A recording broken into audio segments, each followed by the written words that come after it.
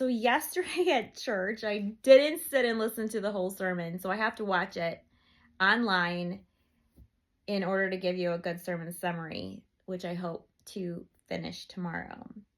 But I wanted to take a minute to talk about why I wasn't in the service. So I went out to get some coffee, as I regularly do. I try to find a good place where we're switching from one subject to the other and I can run out and get my coffee. And I ran into a young lady out there who I said hello to, and we got to talking and ended up talking the remainder of the service.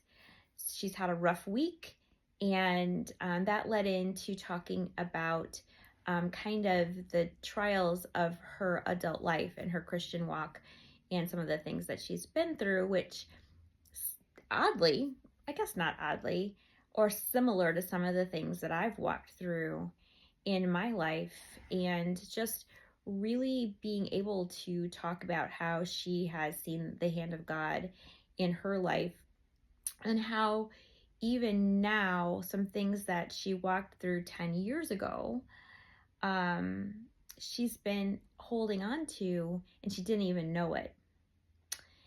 So this sermon series, and this, since they have come to our church, her husband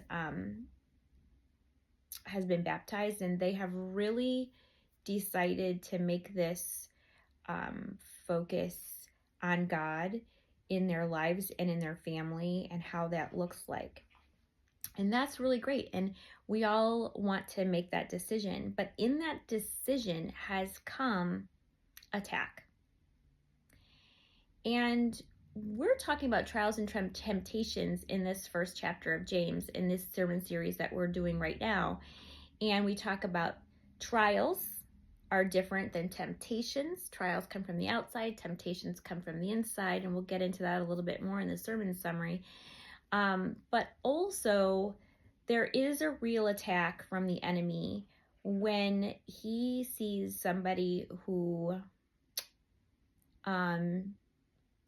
is leaning into the Lord and starting to do things that are going to make a difference in their own lives and even in the lives of their children. Sometimes it's going to be a bigger life than that, right? That it's going to impact other people around them. Maybe they're going to be in ministry or whatever. But certainly, even as we raise up the next generation of children, as we make a decision to raise them for the Lord, more and more things are placed in front of us as decisions that we have to make. Sometimes those decisions don't really seem like a big deal, but as we don't depend on the Lord, that is where we kind of move into this temptation and making decisions that aren't of God, even if they're not how the world would see sin or wrong, or necessarily wrong decisions.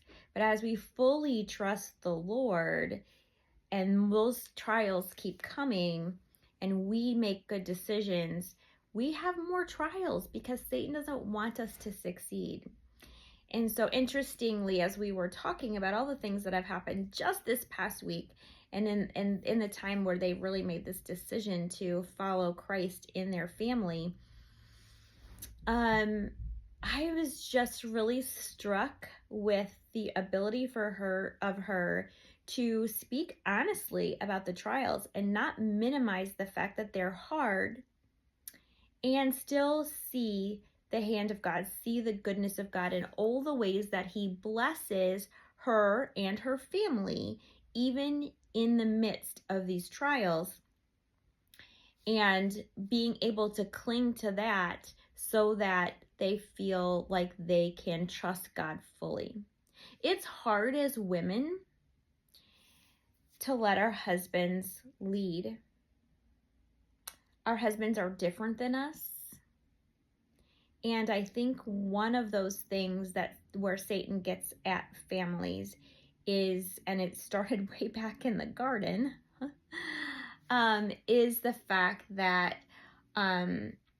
is how do we as women allow our husbands to lead, and how do our husbands leave space for women to be the women of faith and women that they are.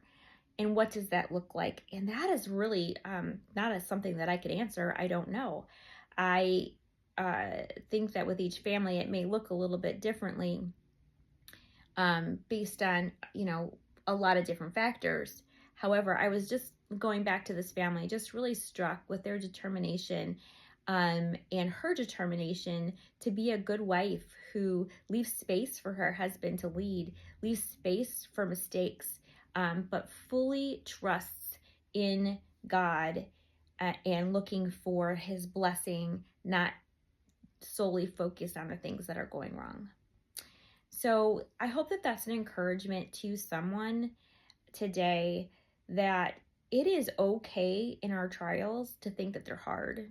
And it is okay to feel overwhelmed. But when we feel those things, we have to be careful not to allow those feelings to be the main feeling that we feel. We need to move back to the idea that God's got our back, that he is there for us, and that every single day, with the right attitude, you will see blessing upon blessing upon blessing that he bestows on you, from the very littlest things to sometimes a very big thing. Turn your eyes to Jesus. My mom sent me this song the other day, and it's something that I think about all the time, and it comes from Hebrews 12:2. Turn your eyes upon Jesus. Look full in his wonderful face, and the things of earth will grow strangely dim in the light of his glory and grace. So think about that as you're going through your trials, that God's not forgotten you. And even if the blessing is just that I'm breathing today, it's a blessing. Treat it as such and turn your eyes to Jesus. Now, if you're not a person who does Bible memory, or you think that you can't memorize scripture, maybe you should think about using music to memorize your scripture. So I've decided this week to memorize Hebrews 12:2. It's not a verse that I have into my memory, but because that song has been such an influential song for me this present week and really in my life, I think it's time for me to look at Hebrews 12:2 and put that one to memory. And hopefully that song being something that is in my heart will help me to memorize that song. So there's a little tidbit for you on Bible memorization, how you can help to boost that a little bit or make it a little bit easier for you. If you have a favorite worship song or a favorite hymn, find out where it is in Scripture and memorize the scripture that goes with that hymn. Well, thank you for listening today. I am looking forward to doing my sermon summary tomorrow. I started to watch the sermon this morning, and I will say, like I've said before, it is so different watching it at home than it is watching it in person live in the service. And I found myself getting up and sweeping and doing all these things and thinking, I can listen and I can sweep. Of course I can. I can listen and I can fold laundry. And while those things are true, this is not a TV show that we're watching. I really wanted to be able to give my full time and attention as I would in the sanctuary. So I turned it off, and I need to start again when I have my full attention on that. So hopefully tomorrow I will have that done and recorded for you, because trials and temptations, they are a real thing. They are constant. And yeah, there's a lot to be said about trials, temptations, and what that means for our lives. So I look forward to sharing more with you tomorrow. Have a great day.